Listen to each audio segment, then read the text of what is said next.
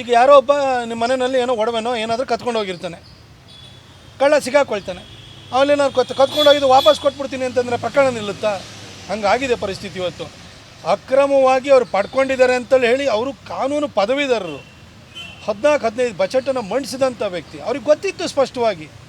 ಇಷ್ಟಾಗಿಯೂ ಕೂಡ ಅದನ್ನು 62 ಕೋಟಿ ಅದಕ್ಕೆ ಕೊಡಬೇಕು ಅಂತ ಹೇಳಿದ ದಿನವೇ ಸಿದ್ದರಾಮಯ್ಯನವ್ರ ಬಗ್ಗೆ ಇಡೀ ರಾಜ್ಯ ಕಳೆದ 45 ವರ್ಷಗಳಲ್ಲಿ ಯಾವ ಅಭಿಪ್ರಾಯ ಇಟ್ಕೊಂಡಿತ್ತು, ಅಭಿಪ್ರಾಯ ಅನ್ನೋದು ಒಂದೇ ಸರಿ ನೆಲಕಚ್ಚಿ ಹೋಗ್ಬಿಡ್ತು.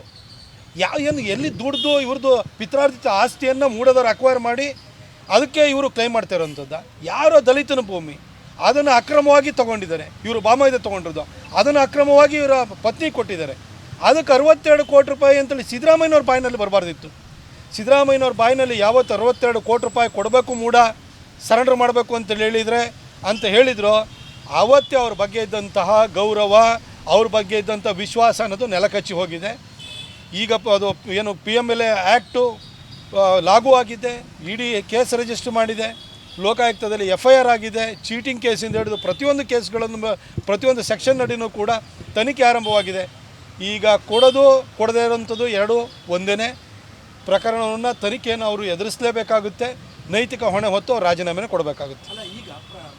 ಒಂದು ವೇಳೆ ಅವರಿಗೆ ಸಾರ್ವಜನಿಕರ ಅಭಿಪ್ರಾಯಕ್ಕೆ ತಲೆಬಾಗುವಂಥ ಮನಸ್ಥಿತಿ ಇತ್ತು ಅಂದಿದ್ದರೆ, ಅವರು ಅಕ್ರಮವಾಗಿ ಪಡೆದುಕೊಂಡಿರೋದ್ರ ಬಗ್ಗೆ ಅವರಿಗೆ ಅಂಜಿಕೆ ಇತ್ತು ಅಂದಿದ್ದರೆ, ಈ ಪ್ರಕರಣ ನನಗುದಿಗೆ ಬಿದ್ದು ಕೂಡಲೇ ಕೊಡ್ಬೋದಿತ್ತು. 2023ರ ಅಸೆಂಬ್ಲಿ ಚುನಾವಣೆಯಲ್ಲಿ ವರುಣಾದಲ್ಲಿ ಸೋಮಣ್ಣ ಸಾಹೇಬರು ನಿಂತಿದ್ದರು. ನಾನು ಅವತ್ತು ಸೋಮಣ್ಣ ಸಾಹೇಬ್ರ ಕ್ಯಾಂಪೇನ್ನಲ್ಲಿ ನಾನು ಇಳಿದು ಕೆಲಸ ಮಾಡ್ತಾಯಿದ್ದೆ. ಅವತ್ತೇ ಈ ಸಿದ್ದರಾಮಯ್ಯ ಸಾಹೇಬ್ರದ್ದು 14 ಸೈಟ್ಗಳ ವಿಚಾರ, ಅದರ ಡಾಕ್ಯುಮೆಂಟು ನನ್ನ ಹತ್ರ ಬಂದಿತ್ತು. ಪ್ರೆಸ್ ಮೀಟ್ ಕರಿಬೇಕಿತ್ತು ನಾನೇ.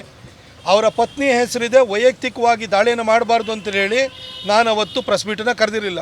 ನಮ್ಮ ಪಕ್ಷದ ವಕ್ತಾರರಾಗಿದ್ದಂಥ ಮಹೇಶ್ ಅವರು ಅದ್ರ ಬಗ್ಗೆ ಪ್ರೆಸ್ ಮೀಟನ್ನು ಕೂಡ ಕರೆದಿದ್ರು. ಅವತ್ತಾರು ಸಿದ್ದರಾಮಯ್ಯನಿಗೆ ಗೊತ್ತಾಗಿರ್ಬೇಕಿತ್ತಲ್ವ ಅಕ್ರಮವಾಗಿ ಪಡ್ಕೊಂಡಿದ್ದಾರೆ ಅಂತೇಳಿ ಹೇಳಿ. ಆಯಿತು, ಈ ಪ್ರಕರಣ ಮತ್ತೆ 2024ರಲ್ಲಿ ಮತ್ತೆ ಅದು ಮುನ್ನೆಲೆಗೆ ಬಂತು.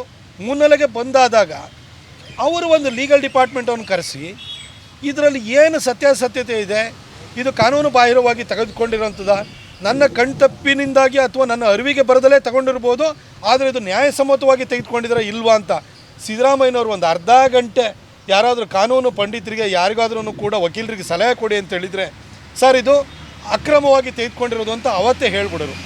ಈ ಒಂದು ಪ್ರಾಮಾಣಿಕತೆ ನೈತಿಕತೆಗೆ ಅವರಿಗೆ ಒಂದು ವೇಳೆ ಅದ್ರ ಬಗ್ಗೆ ಗೌರವ ಇತ್ತು ಅಂದಿದ್ರೆ ಅವತ್ತೇ ಸೈಟನ್ನು ಹಿಂದಿರುಗಿಸ್ತಾಯಿದ್ರು. ಇವತ್ತು ಕೇಸ್ ರಿಜಿಸ್ಟರ್ ಆಗಿ ಸರ್ಕಾರ ಏನು ಕೋರ್ಟೇ ಪ್ರಾಸಿಕ್ಯೂಷನಿಗೆ ಅವಕಾಶವನ್ನು ಮಾಡಿಕೊಟ್ಟು ರಾಜ್ಯಪಾಲರ ನಿರ್ಧಾರವನ್ನು ಎತ್ತಿ ಹಿಡಿದು ಈಗ ED ಕೇಸ್ ಆದ ನಂತರ ಇವ್ರು ಕೊಡ್ತಾ ಇದ್ದಾರೆ ಅಂತಂದರೆ ಕೋರ್ಟನ್ನೆಲ್ಲ ಏನು ಲೂಟಿ ಮಾಡಿದ್ಮೇಲೆ ದಿಡ್ಡಿ ಬಾಗಿಲು ಹಾಕಿದ್ರಂತೆ. ಹಂಗಾಗೋಗಿದೆ ಇವತ್ತು ಪರಿಸ್ಥಿತಿ.